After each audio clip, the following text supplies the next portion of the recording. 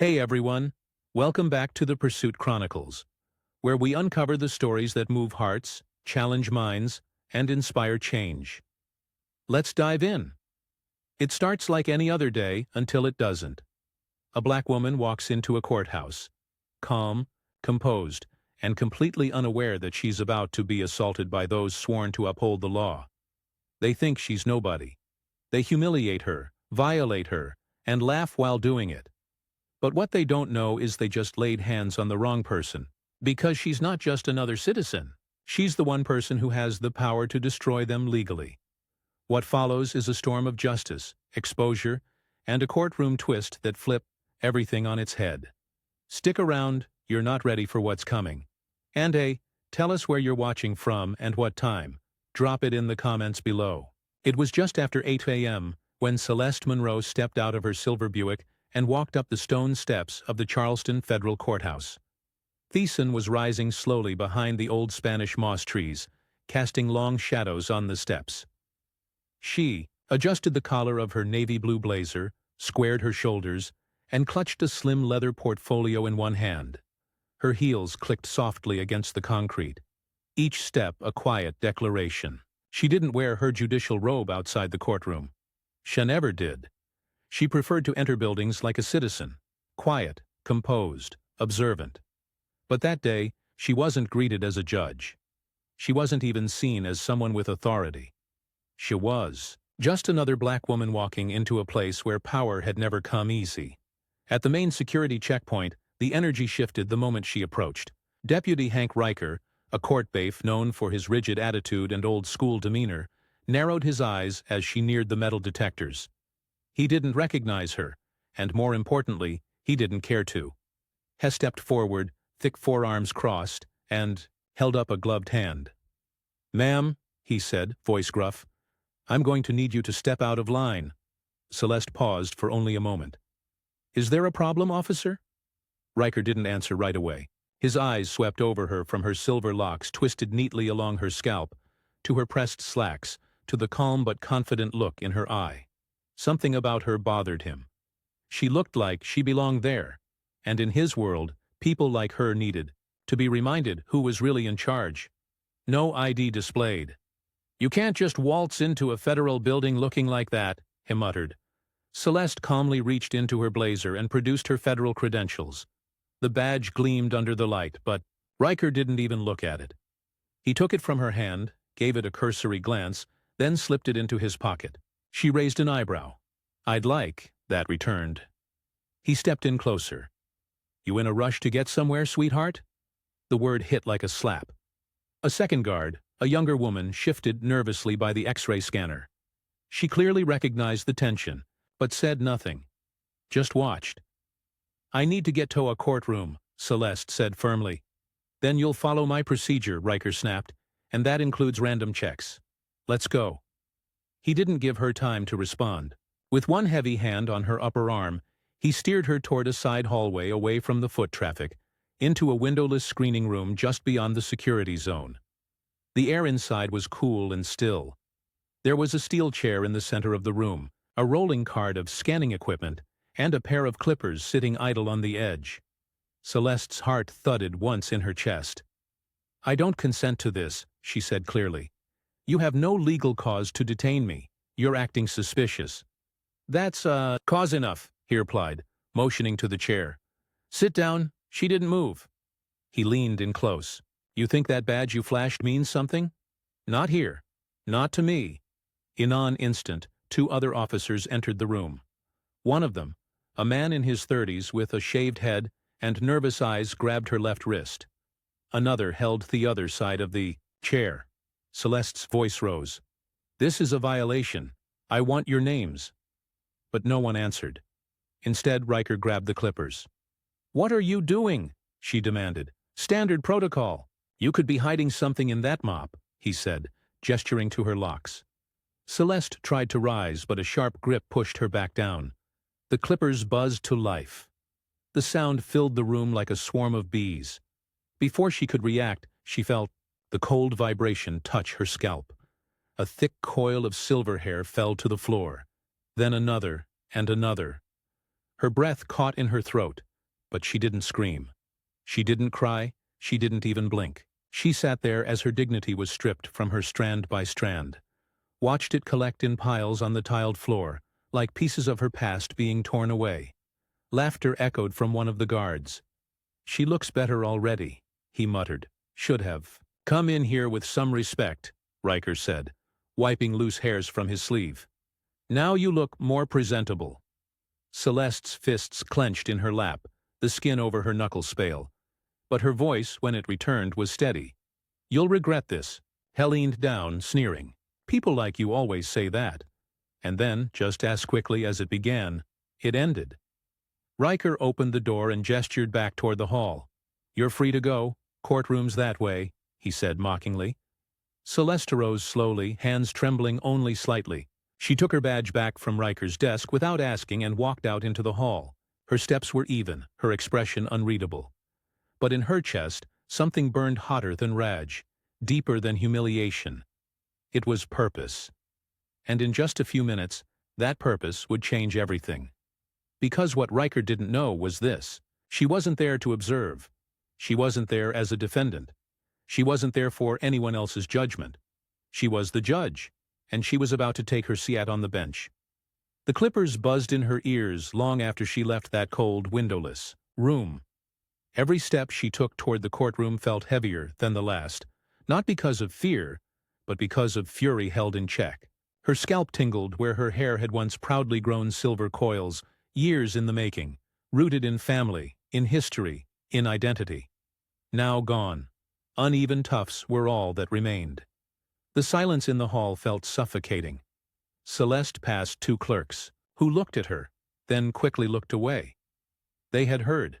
Maybe they had even seen, but not one of them had spoken up. She didn't stop walking. She wouldn't give them the satisfaction of seeing her break. Down the corridor, a low hum of voices filtered from the courtroom double doors. It was a high-profile morning. A police misconduct hearing. Several officers involved in a brutal incident during a protest last year. National attention. Heavy press. Celeste was supposed to enter from the private chambers, her robe waiting inside, staff prepped, decorum preserved. But today that plan didn't matter. She stopped just outside the courtroom, took a deep breath, then pushed both doors open wide. The courtroom stilled instantly. Conversations cut off mid-sentence, heads turned, and then their realization began to ripple. Her shoes clicked loudly against the marble floor as she walked past rows of lawyers, journalists, plaintiffs, and defendants. Some stared in confusion, others in disbelief. At the front, behind the judge's bench, her chair sat empty, waiting, and then it hit them. The woman they had watched be escorted through the hall like a suspect. The woman whose scalp bore the evidence of brutality was not a victim of circumstance. She was the judge. Celeste stepped behind the bench and turned slowly to face the courtroom. Her face was calm, cold, even the kind of calm that comes not from peace, but from precision. Someone near the defense table dropped a pen. The bailiff, the same man who had held the clippers, was still posted by the side door. When she made eye contact with him, he went absolutely still. His lips parted, but no sound came out. The blood drained from his face. She didn't flinch. Instead, she reached for therapy folded neatly over the arm of her chair. She didn't ask for help. She didn't wait for ceremony. She slipped it on herself, one slow movement at a time. It rested on her shoulders like armor. She turned to the court. "Clerk." "Is the docket ready?" she asked. "Voice even?" The clerk's voice cracked. "Yes, Your Honor." Celeste nodded once, then lowered herself into her chair, the leather groaning softly beneath her. She looked straight ahead. Her gaze never touched the man who had humiliated her. Not yet. Not directly. "We will begin today with preliminary testimony on Case 2371F, United States versus Charleston Police Department," she said as if nothing had happened. "Charges of abuse of power, excessive force, and civil rights violations. All parties present." A murmur of "Yes, Your Honor," echoed back. The attorneys were shifting in their seats. Some were wide-eyed, others looked guilty, and some looked angry. angry that a black woman had her walk in after what they assumed had destroyed her. She ignored them all. We will proceed. The first witness was called an officer who had been on duty during the protest in question. A man who had pushed an elderly veteran to the ground during a peaceful demonstration, breaking 2 of his ribs. Celeste listened carefully, took notes, asked no questions. Not yet. From the corner of her eye, she saw Riker slowly backing toward the rear of the courtroom. His hands twitched at his belt. His legs shifted restlessly. He looked like he wanted to disappear, like he knew deep in his gut that his moment was coming. He was right. After the second witness, she called a recess. The courtroom emptied in a daze. Even the lawyers whispered like they were afraid to speak, too loud. Celeste stayed seated. After several minutes, when only her clerk, 2 officers, and Riker remained in the room, she finally looked at him. "Deputy Riker," she said, voice sharp as glass. He stopped mid-step. "Step forward." His mouth opened, stammering, "Yes, Your Honor."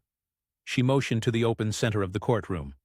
Now he obeyed, moving like a man walking toward a cliff's edge. "State your full name for their record." He blinked. "Excuse me." "You heard me. Hank Riker. How long have you served as bailiff at this courthouse?" 14 years. She tapped a pen against her legal pad. Once, twice, then she leaned forward. "And in those 14 years, how many women have you assaulted in that screening room?" The color drained from his face. Your Honor, I didn't know." "That's not what I asked." He looked around for help. None came. "How many complaints have been filed against you, Deputy Riker?" "I don't. I'm not sure." Celeste's voice rose not in volume, but in precision. 12. 12 formal complaints, all buried, all dismissed. "Because you hid behind procedure and protocol." His mouth trembled. "I didn't know who you were," I thought. "And that's the problem, isn't it?" she snapped, her voice cracking the stillness. "You thought I was no one, just another black woman you could bully, shave, humiliate for sport." The room was dead silent. "You didn't even bother to ask for my name." Riker tried to speak, but no sound came. Celeste rose from the bench. "Because of you. This courthouse, this supposed temple of justice, has been stained. Because of your actions, the sanctity of this court is now under question. And because you assaulted a federal judge in her own courthouse, you are now the subject of a criminal investigation." Effective immediately, she turned to the officers standing by the exit. "Escort Deputy Riker into custody. Separate from general population. Formal charges to follow." The officers moved quickly, cuffs already in hand. "No, wait," Riker shouted. "You can't do this." But he was wrong. She already had. The courtroom didn't feel like a courtroom anymore. Not after what had just happened. Deputy Hank Riker, once a fixture of control and intimidation in that courthouse, was now gone, escorted out in cuffs by 2 silent officers. His badge surrendered, his power stripped, but the aftershock still lingered. It was in the silence, in the way the ceiling fans hummed a little too loudly. In the sidelong glances shared between staff who had known for years and said nothing, Celeste Monroe sat back in her chair, fingers laced together over the bench, her robe now draped over her like steel. There was no going back to the way things were before. And truthfully, she didn't want to, because something had shifted, not just inside her but inside the entire room. Her clerk entered quietly, holding a fresh stack of notes. "Your Honor," she said cautiously, "the next set of witnesses are being prepped." Celeste nodded. "How long do we have?" "About 8 minutes." Celeste looked past her route into the now empty gallery. Rows of wooden benches, the places where jurors, journalists, and the public would return any moment now. But she could still feel Riker's presence, like an oil stain on polished marble. She exhaled slowly. This day had already defied every expectation, and it was only mid-morning. The door creaked behind her. Celeste turned. A young woman stepped inside, maybe early 20s, glasses fogged from rushing through the lobby. One of the interns. Her name was Megan, smart, quiet, never spoke much unless spokento. She looked pale, Celeste gave a small nod. "Everything okay?" Megan hesitated. Then she closed the door behind her and stepped forward. "I just wanted to say I saw it," she said, voice barely above a whisper. "What happened with Deputy Riker this morning outside the screening room? I didn't know what to do. I should have said something. I was scared." Celeste didn't answer right away. She just studied the young woman's trembling hands. Then she said gently, "Thank you for telling me that matters. I didn't stop it." "No," Celeste replied, "but you're speaking now. That's more than most." Megan looked, like she might cry, but she straightened her shoulders and added, "If you need me to testify, I will." Celeste reached across the desk and placed a hand over the girl's. Just for a moment, no words, just warmth. Then the courtroom doors creaked again, this time with more weight. The public was returning. Celeste stood. "All rise," the clerk called out, her voice steadier this time. Everyone did, even the ones who didn't want to. Even the ones who'd once laughed at jokes Riker made behind closed doors. Celeste resumed her seat. "Court is back in session." As the next witness took the stand, the atmosphere in the room had changed subtly, sharply. The power was no longer in question. This wasn't just a hearing anymore. It was a reckoning. The witness was a black father named Howard Briggs, mid-fours, a warehouse foreman, salt and pepper beard, hands rough from decades of labor. His eyes were hollow but determined. He was there to testify about how his 17-year-old son had been tackled and pinned during a peaceful protest by the same officers now seated at the defense table. One of them had crushed the boy's windpipe with his knee. The teen survived barely, but still couldn't speak above a whisper. That had been 9 months ago. Howard sat on the witness stand and told the court everything. How they had begged for paramedics. How they were told he'll be fine. He's faking. How no one listened, and how when the footage came out, none of the officers were disciplined. Celeste didn't interrupt once. She didn't need to because every word Thiemann spoke was a blade, slicing through the courtroom, leaving no one untouched. When he finished, Celeste leaned forward. "Mr. Briggs, thank you for your courage. I know this isn't easy." Hen nodded, his voice cracking. "I just want to know that it meant something, that someone is finally listening." Celeste looked at him, not from the bench, not as a judge, but as someone who knew exactly what it felt like to be silenced. "You've been heard," she said. A few minutes later, after he stepped down and walked slowly past the officers who had nearly taken his son's life, Celeste called for another short recess. Her chambers were quiet, almost too quiet. She sat for a moment, staring at the reflection in the mirror above the wash basin. Her uneven hair, the raw patch just above her left ear. The woman in the mirror didn't look like a judge. She looked like someone who had just been through war. But maybe that's what justice was. Not a performance, not a performance of poise, but a battle for truth, one she had no intention of losing. There was a knock. Her clerk opened the door halfway. "Your Honor, Point U's attorney's office just submitted a sealed motion. They want to escalate charges against Riker immediately. Civil rights violations under federal law." Celeste didn't blink. Good. Accept it. As the door shut, she finally allowed herself a breath. No doubt of relief, but resolve. Today wasn't over. Not even close. Because the courtroom may have seen Riker fall, but they hadn't seen what came next. And their reckoning was still to come. The courtroom was full again, but it wasn't the same room anymore. Something unspoken had shifted. It hung in the air like electricity before a thunderstorm, the kind of weight that made people sit straighter in their chairs, speak a little quieter, and think twice before assuming they knew who held the power. Celeste Monroe stepped back onto the bench with a presence that was undeniable. No baif announced her this time. No ceremonial flourish, just the sound of her shoes against the hardwood floor and the quiet rustle of her robe as she took her seat. Everyone rose instinctively. She didn't speak right away. She just looked out over the room at the defendants, the press, the attorneys, and the silent crowd of onlookers who had returned, some still wide-eyed from what they'd witnessed earlier.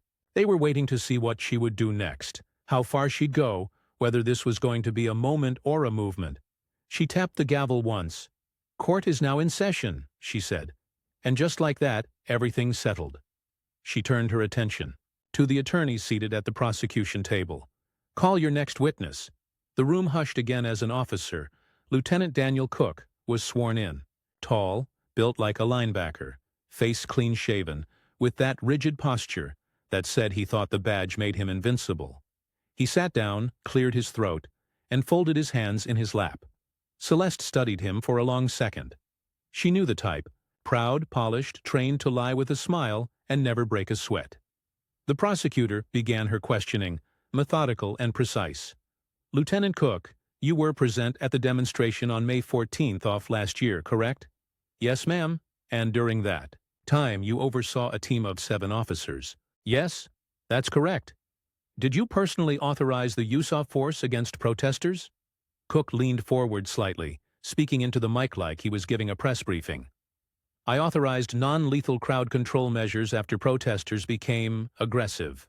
There was yelling, pushing, some were armed with bottles and rocks." "Any injuries reported from your team?" "No, ma'am." "And the injuries sustained by protesters?" "Minor. Mostly bruises." Celeste's voice cut through before the prosecutor could move on. "Lieutenant Cook." He turned toward her. "Yes, Your Honor. Do you consider a crushed tracheato be a minor injury?" The question hung in the air. No, ma'am. Of course not." Celeste leaned forward slightly. "Then why did your official incident report describe it as a soft tissue trauma consistent with resistance?" Cook hesitated. "That's standard language. It was based on initial impressions." "Initial impressions? From whom?" He shifted in his seat. "I believe it was Officer Valdez who filled out that section." Celeste kept her gaze locked on him. "And did you review and approve that language?" A pause. Then, "Yes, Your Honor," knowing that the victim was 17 years old and unarmed. Cook opened his mouth, closed it, then finally answered, "Yes." Her tone never wavered. "Do you believe justice was served that day?" Silence. I believe we followed protocol." She sat back in her chair. "That wasn't the question." Cook cleared his throat again. "With respect, Your Honor, I can't answer that. That's not my role." Celeste nodded slowly. "No, it's mine." She turned to the prosecution. "You may proceed." The rest of the testimony was dry, clinical, but every word landed like a blow. It wasn't just the facts. It was the way they tried to make them sound normal, acceptable, routine. When the recess was called again, the gallery buzzed with whispers, reporters typing furiously, advocates taking notes. A woman near the back clutched her chest, silently mouthing, "Thank you," when Celeste walked past. In her chambers, she took off her robe and hung it carefully. Then she stared at it for a moment longer than usual. The way it looked on the hanger, so plain, so harmless. And yet outside that room, that robe carried weight. It changed everything. When she wore it, people stood. They listened. They feared her power. But just 2 hours earlier, wearing the same face, the same heart, the same dignity, without the robe, she was assaulted and stripped like she didn't matter.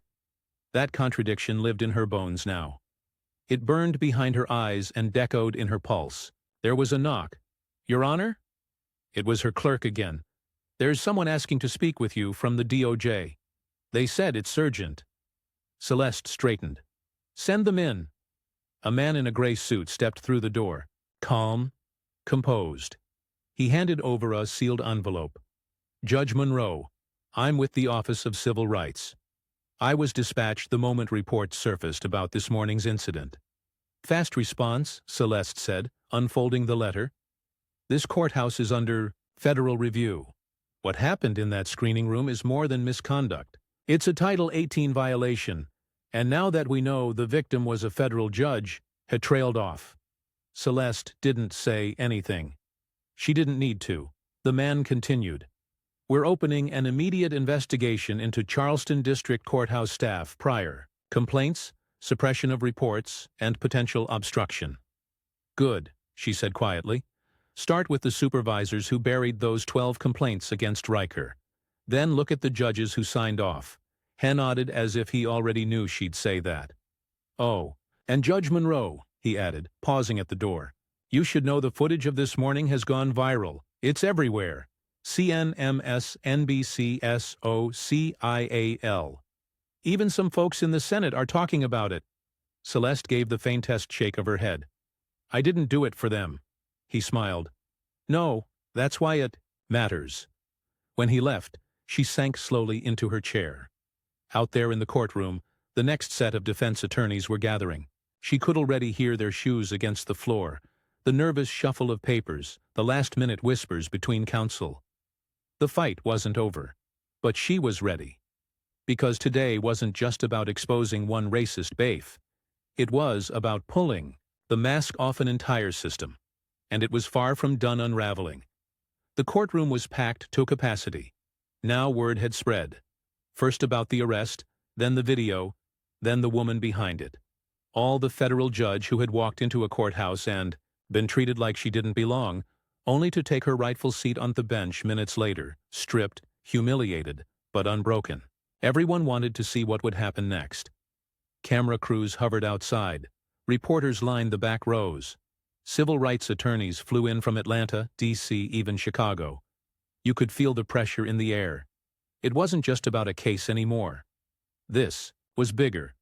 It was history and justice crashing into each other in real time. Judge Celeste Monroe stood just behind the bench as the clerk whispered in her ear. They're here, the defense attorneys. They're asking for special counsel. Celeste raised an eyebrow. On what grounds? They say the case is tainted, that the judge is personally compromised. A slow breath left her lips. Of course, they'd try to flip it. They couldn't deny the facts, so they'd attack the face delivering them. Celeste nodded once. Let them ask. I'll give them their answer on the record. She stepped out to a courtroom humming with tension. All rise. The room obeyed. She didn't look left or right. She just walked, took her place, tapped her gavel once. Be seated.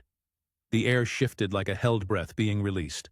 A defense attorney in a pinstripe suit rose confident. Late 40s, one of those voice-strained for both jury trials and TV interviews. Your Honor, before we proceed, we'd like to make a formal request. Due to recent developments, Celeste cut in. You mean the arrest of Deputy Riker and the incident in the courthouse hallway? He hesitated. Yes, Your Honor, and your concern is what exactly? He cleared his throat. That these events may present a conflict of interest, a question of judicial impartiality. The gallery bristled. A loud murmur swelled. Celeste didn't blink. You're suggesting that because I was assaulted this morning, I can't carry out the duties of my position. I'm suggesting, he said carefully, that the perception of bias. Celeste held up a hand. Let me stop you right there. She stood, walked slowly to the edge of the bench. I was publicly assaulted, humiliated.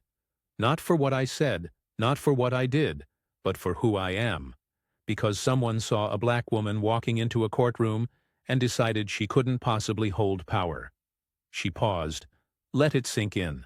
And what did I do? In response, I took my seat. I conducted this hearing. I followed every rule, every code of conduct. I have been calm, measured, respectful, even when others were not. The attorney's jaw clenched. Celeste continued, voice sharper now. You know what real bias looks like, counselor?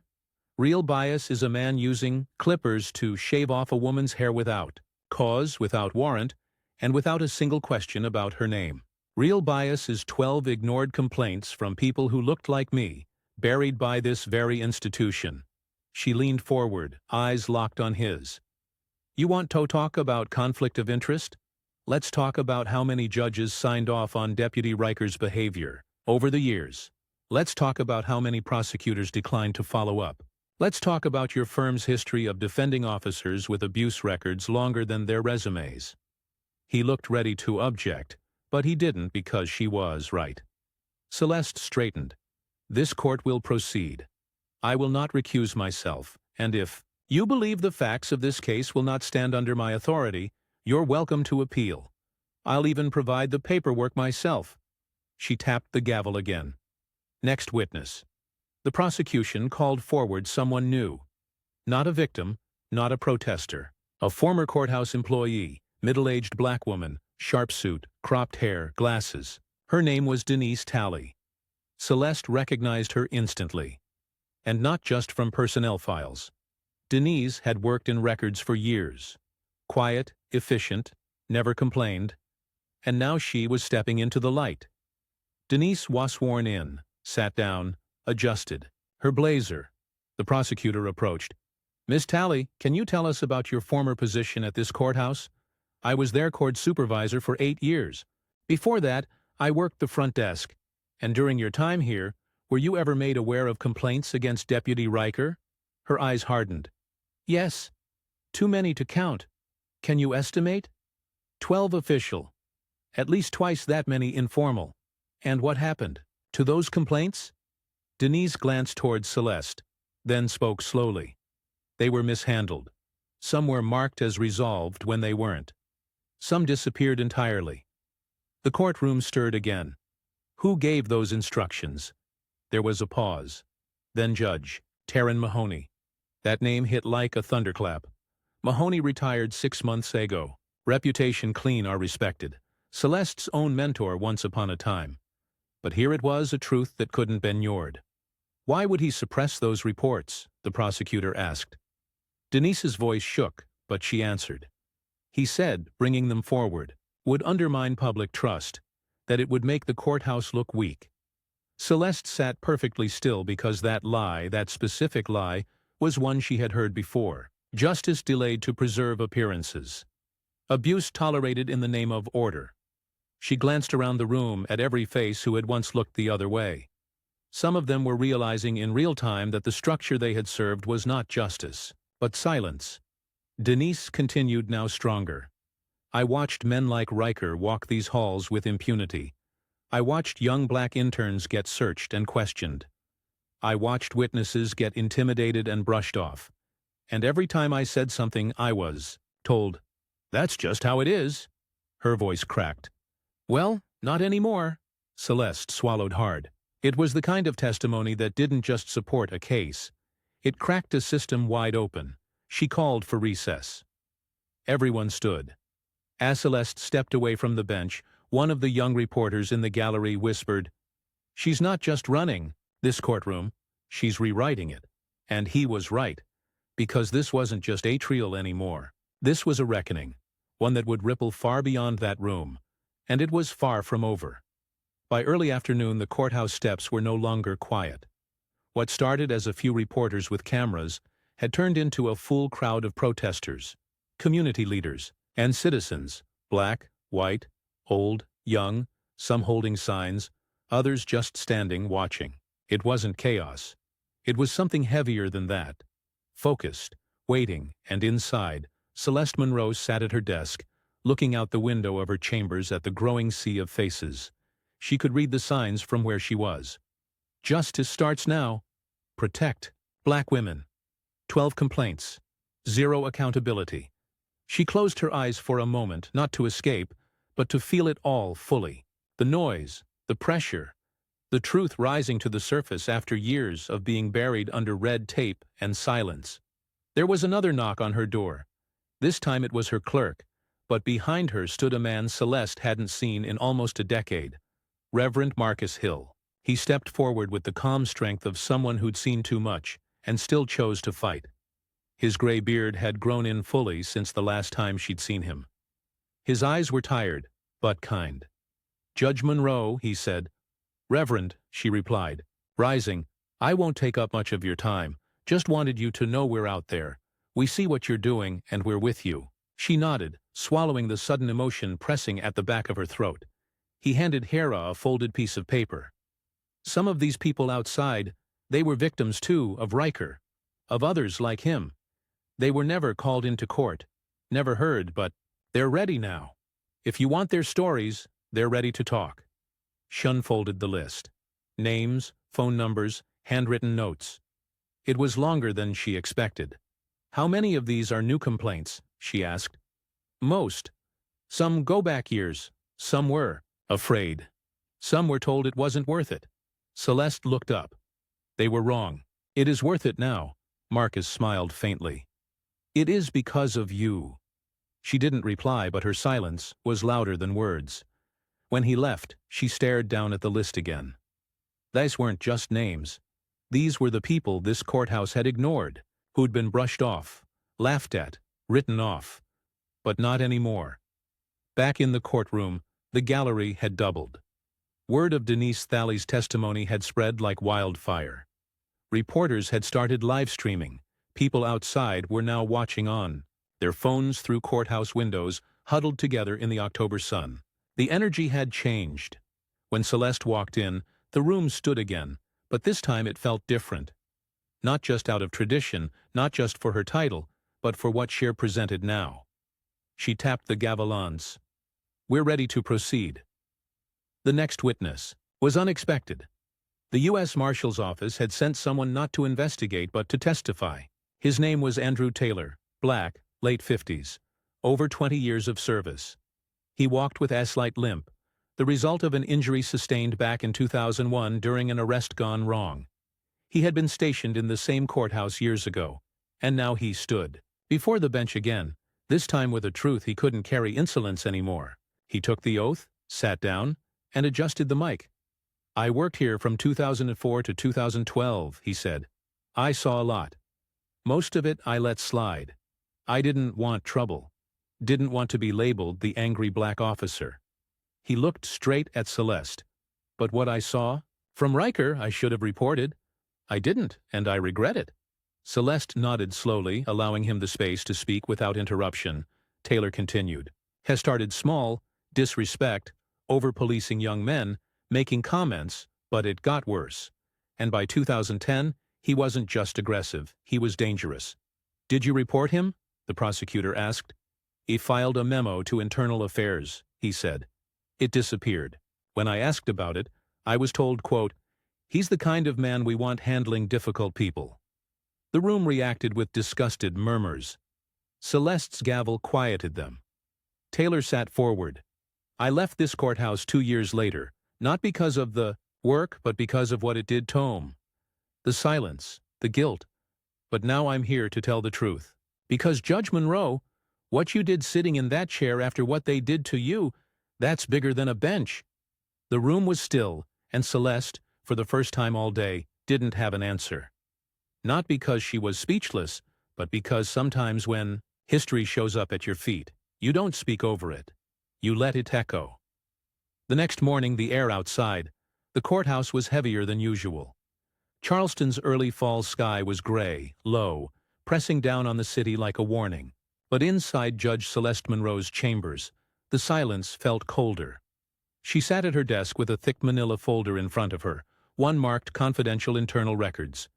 It had been slipped to her by a court administrator who didn't say a word, just nodded, left it on her desk, and walked out like it burned his hands to touch it. Celeste opened it slowly. Inside were documents, memos, emails, MS.S signatures, 12 formal complaints filed against Deputy Hank Riker over the last 15 years. All dismissed. All signed off by a name she knew too well. Judge Terrence Mahoney, her former mentor, her sponsor into the federal circuit. The man who once told her she was exactly what the bench needs. But now she saw his signature at the bottom of denial after denial. Each form stamped with bureaucratic indifference. Allegation unsubstantiated. Lack of corroborating evidence. No further action required. And then tucked at the back of the folder, one memo stood out. A confidential communication between Judge Mahoney and the head of courthouse security from 5 years ago. Celeste read it once. Then again, it said Riker may be rough around the edges, but he keeps order, especially with certain groups. Best to leave well enough alone. Her fingers curled around the page until it crumpled. There it was, the quiet part said out loud. And it wasn't just about Riker anymore. It was the entire machine that had kept him safe, that had protected him, endorsed him, encouraged him to get rougher, louder, crueler, so long as it served order. Celeste leaned back in her chair and stared at the ceiling. This wasn't a case anymore. It was a purge. She looked down at her own reflection in the glossy desk, her uneven hair, her tired eyes, and yet the fire still burned behind them. There was a knock. Her clerk, again. Your Honor, she said quietly, we've received a formal inquiry from the Senate Judiciary Committee. They're asking for your statement on judicial oversight failures tied to the Riker incident. Celeste gave a humorless smile. Of course they are. Now that the cameras are rolling, the clerk hesitated. There's more. 2 retired judges and 1 former DA just resigned this morning, citing health reasons. Celeste didn't respond. She just stood. Bring in the attorneys, all of them. We're going to finish this today. An hour later, the courtroom was standing room only again. And this time, it wasn't just locals. Reporters from the New York Times, Washington Post, even BBC were squeezed into the gallery. A row of young black law students sat shoulder to shoulder in the front pew, notebooks in their laps, eyes wide open. This was no longer just about Charleston. This was national now. Celeste took her seat, tapped the gavel. This court is in session. She turned her attention to the room. Before we proceed with closing arguments, I'd like to enter into the record new material provided to this court. She nodded to her clerk, who handed a copy of the folder to both tables. This includes all complaints previously filed against Deputy Riker, all correspondence related to their suppression, and the names of every individual who signed off on dismissing them. The defense attorney tried to object, but Celeste raised her hand. Sit down. The words were soft but final. She turned to the gallery. Let the record show that this court is no longer interested in protecting institutions at the expense of individuals. We are no longer pretending that silence is neutrality. Her eyes swept the room. Every signature in this folder represents a choice, not a mistake. A choice to ignore victims, to protect predators, to maintain an illusion of order built on fear. She looked directly into the defense attorney's face, and it ends today. A hush fell over the room so deep you could hear someone's pen stop mid-scratch, and then from the far side of the room, a voice called out, Your Honor! It was a man in his 60s standing hesitantly by the doorway. May I speak? There was a pause. Then Celeste gave a small nod. He stepped forward, hat in hand. My name is Louis Bryant, he said, voice shaking. I was arrested in this building in 2011 by Riker for raising my voice when my daughter's case was dismissed. He slammed me into a wall, broke 2 of my ribs. Celeste nodded. Was a complaint filed? I filed it myself right over there at the front desk, and they told me I tripped and fell. That's what the report said. It never came back. He looked around the room. But I'm here now. Celeste stood. Anyone else? A pause. Then one by one, hands began to rise. 5, 10, 15 people. Every one of them with a story. Every one of them with a silence that had lasted too long. And now, finally, a voice. Celeste didn't cry. She didn't smile. She didn't even move. She just watched as the truth rose all around her. Not whispered, not hidden, not protected by robes or badges, but spoken at last. The final day of the hearing began, the rain. Not a soft drizzle, not a cleansing shower, a downpour, the kind that washed over Charleston like a warning and a reckoning at the same time. Streets flooded, power lines swayed. But still they came. Reporters, protesters, clerks, interns, witnesses. They came with umbrellas, ponchos, cameras, and signs. Because by now, everyone knew what was happening in that courtroom wasn't justice. It was history. Inside, the atmosphere was hushed, but electric. The air had a pulse, the kind you feel just before something irreversible happens. Celeste Monroe walked into the courtroom in silence. No gavel yet, no declaration. She paused at the front of the bench, looked out at the packed gallery, and then she took off her robe, folded it gently, laid it across the chair. She stood there, no longer shielded by title or tradition, just a woman, scarred and standing. And she spoke. I've sat behind this bench for years. I've worn the robe, carried the title, delivered rulings, followed procedure, but I've also stayed silent longer than I should have, and today I'm done being quiet. She glanced to the defense table, to the prosecution, then to the courtroom full of citizens who'd once been silenced, ignored, cast aside. This court finds Deputy Hank Riker guilty of abuse of power, violation of civil rights, and official misconduct. But it doesn't stop there. She stepped forward. This court also recommends immediate review of every complaint ever filed under his name and formal investigation into any official who suppressed them. She turned to the court reporter. Put that on the record. There was no applause, only silence. The kind of silence that follows a bomb dropping. Then slowly she reached for a folder beneath the desk, one that hadn't been opened yet. She held it up for everyone to see. This, she said, is a policy proposal effective immediately. I'm instituting a mandate for all bailiffs, marshals, and courthouse personnel under this jurisdiction. Her voice never wavered. It's called the Monroe Mandate. Oh, few heads lifted at the name.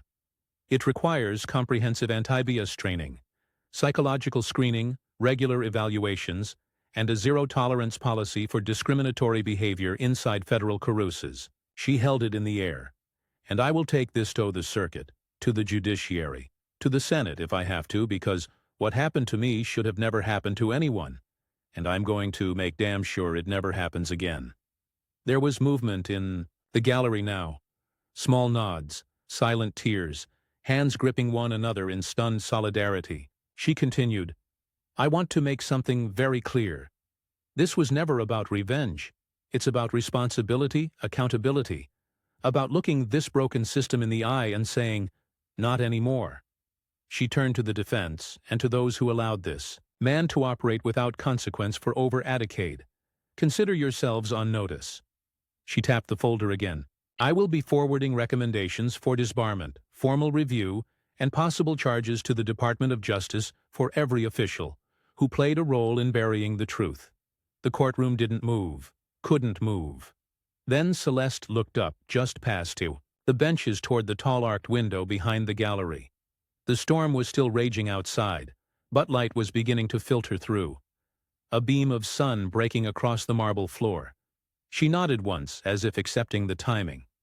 Before we conclude, there's one more piece of business. She looked to the side entrance. The officers opened the door, and Hank Riker walked in, still in cuffs, no longer in uniform, his face pale, hollow, broken in a way that had nothing to do with bruises or beatings. He was led to the front, stood beside his public defender. Celeste faced him not with vengeance but with fire. Mr. Riker, this court sentences you to the maximum allowable penalties under federal law. 6 years imprisonment for abuse of power, 5 years for civil rights violations, and an additional year for obstruction.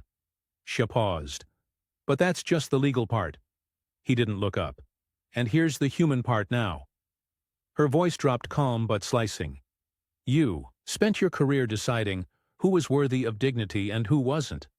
You thought the badge made you immune, that silence would shield you, that people like me would never hold the gavel. Her eyes locked onto his. Well, now you get to sit in the seat you made for others. No badge, no robe, just the weight of what you've done. She nodded to the officers. Take him away. As Riker was escorted out, the courtroom didn't clap. No one cheered. They just watched because it wasn't about celebrating. It was about witnessing. And sometimes that's more powerful than applause. Celeste looked down at the file again. The Monroe Mandate. She closed it, lifted her robe from the bench, and spoke one final time. Court is adjourned. The courthouse emptied slowly like a storm clearing, one drop at a time. People didn't rush out. They lingered. Quiet conversations, soft embraces. A few stopped to touch the banisters, the courtroom doors, as if grounding themselves to a place that had until now felt like a fortress too cold to ever bend. Celeste sat alone in her chambers. The file folders were gone. The courtroom was quiet. The robe hung on the back of her chair like it always did. But this time it felt different, lighter.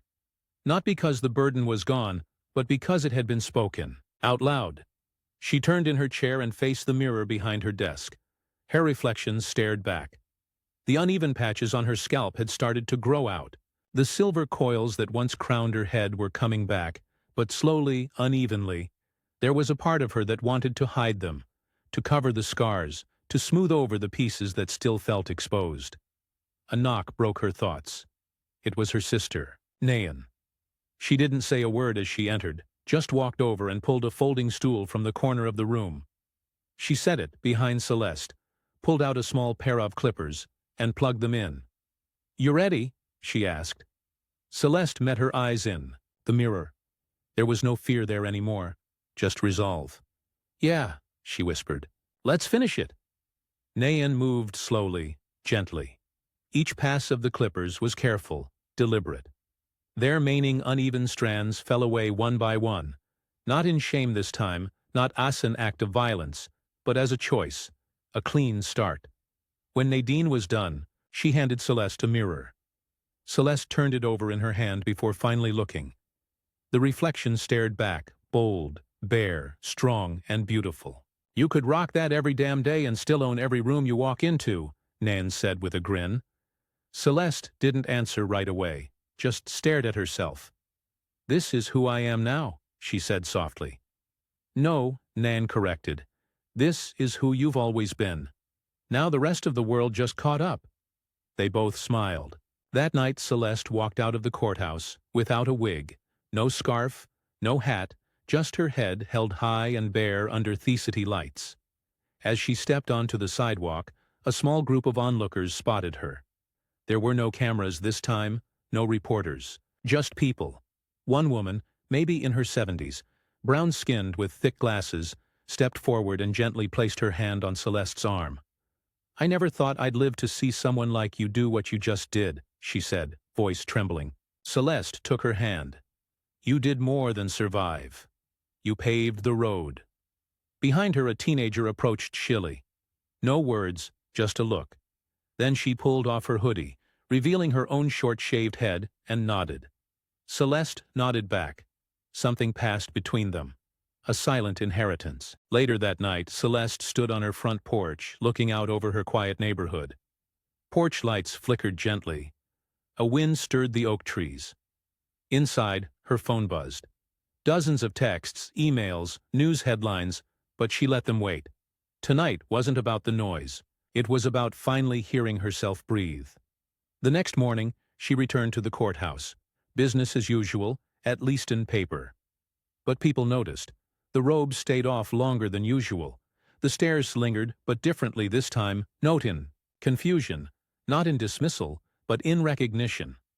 When she stepped into the judge's elevator, the janitor nodded at her with a small fist to his chest, a gesture of pride. One of the younger security officers gave a subtle thumbs-up, then quickly looked away, blushing. And when she entered the courtroom for a new hearing, just a routine civil dispute, the entire room stood before the clerk even announced her. That had never happened before. She nodded once and sat. The law didn't stop. There were more cases, more motions, more files. But something fundamental had shifted. It wasn't just in the rules. It was in the room. Justice had a new face now, and it didn't apologize for the space it took up. Celeste walked the halls differently. Not louder, not harsher, just fuller, like someone who had been made to shrink for years, and finally remembered what standing at full height felt like. The cameras still came. There were interviews she didn't do. Headlines she didn't read, but one caught her eye a few days later, taped to the break room fridge. Federal judge refuses to back down after public assault launches historic reform from the bench. Someone had scribbled in Sharpie below it, "She's our judge." And that made her smile. She didn't set out to become a symbol. She set out to do her job. But somewhere along the way, standing her ground became something more. It became permission for others to stand too. Months passed. The courtroom that had once echoed with silence and fear now held something different. Not perfection, not peace, but presence. A different kind of stillness. The kind that came when people knew they would be heard. The Monroe Mandate had spread first within the courthouse, then across the district. Other judges adopted it. Other cities called about it. A bill was being drafted in Congress.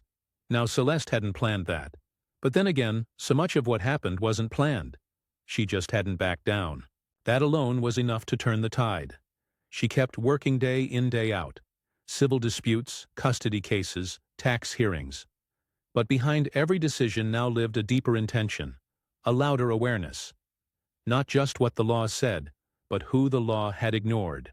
One afternoon, Celeste stepped into a middle school classroom. The teacher had invited her to speak about justice, about courage. She expected 10 kids and some awkward silence, but the room was packed. They had watched the trial, read the articles. Some had written essays. Others made signs. There was one taped to the chalkboard that simply said, "Be like Judge Monroe." She didn't speak long. She didn't need to. The kids asked the real questions. How do you stay calm when people hate you? What did it feel like when they cut your hair? Did you ever want to give up? She answered them all honestly. But the last tone stuck with her. A quiet girl in the corner, barely louder than a whisper. Do you still believe in the system? Celeste paused, and then said, I don't believe in what the system was. But I believe in what it can become, and I believe in people like you asking that question. That's how it changes. When she left the school, she cried in the car for the first time in months. Not from pain, from hope. Not long after that, the White House called, not for a sound bite, for something more. Celeste Monroe had been chosen to receive the Presidential Medal of Justice. The ceremony would be televised, speeches prepared, dignitaries in the room, but none of that mattered to her. What mattered was who would be in the front row. Nan, her clerk, her former intern Megan, now a first-year law student, Reverend Hill. And sitting in the far corner, surrounded by rows of suited officials, would be the quiet girl from the classroom, the one who asked Theral question. The stage was large white marble steps leading up to the podium. The president stood to the side. When Celeste stepped forward, the applause arose like a wave. But she didn't raise her hand, didn't wave. She simply stepped to the microphone and began. I wasn't supposed to be here. The room went still. Not because I wasn't qualified, not because I didn't earn it, but because for most of my life, systems like this one weren't built with people like me in mind. She looked out over the crowd. And when I finally stepped into the spaces I had worked my whole life to reach, I was still reminded that I didn't belong. A long breath. But it stayed. I stood and I made them see me. She paused. I'm not here because I'm special. I'm here because I was lucky enough to survive a moment that should have broken me. And because I knew too many others who didn't. A flash bulb clicked, somewhere in the crowd. So this medal isn't just mine. It belongs to every woman who was told to stay quiet.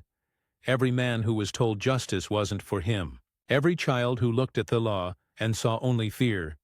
This is for you. The applause that followed wasn't explosive. It was respectful, deep, like people clapping for something they finally understood. As the ceremony ended, Celeste stepped off the stage. And somewhere far away in a state prison across the state line, Hank Riker watched the broadcast from a small mounted television. He didn't blink, didn't move, didn't speak, just stared as the woman he had once tried to break stood before the nation and was honored for the very strength he tried to erase. The screen went black after the credits rolled, but the silence in the room stayed with him. Not punishment, just truth. And truth, it turns out, is the only thing he couldn't silence. What happened in that courtroom wasn't just a story about one woman or own courthouse. It was a story about dignity, truth, and what happens when we finally say enough is enough. Judge Celeste Monroe didn't just uphold the law. She became the line in the sand. She reminded us that justice isn't just about punishment. It's about accountability. It's about the strength to rise after being stripped down, to speak when silence is easier, and to lead with integrity even when the system turns against you.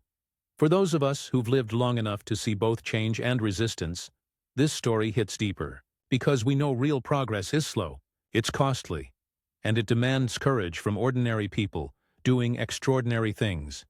Maybe you've been through something like this. Maybe you've watched a loved one face injustice. Maybe you felt powerless in the face of it all. But this story shows power doesn't come from a badge or attitudel or even a bench. It comes from standing tall when the world tells you to shrink. So, if this story moved you, if it made you feel seen or heard or simply reminded you that change is still possible, please don't keep it to yourself. Like this video, share it with someone who needs hope, and subscribe so can keep telling stories that matter, stories that challenge, inspire, and speak truth out loud. Because justice doesn't end in the courtroom. It begins with us together right now. Thanks for watching. If this moment touched your heart, give us a thumbs up, share the message, and subscribe so you don't miss what's next on the Pursuit Chronicles. Every story matters, and so does your voice.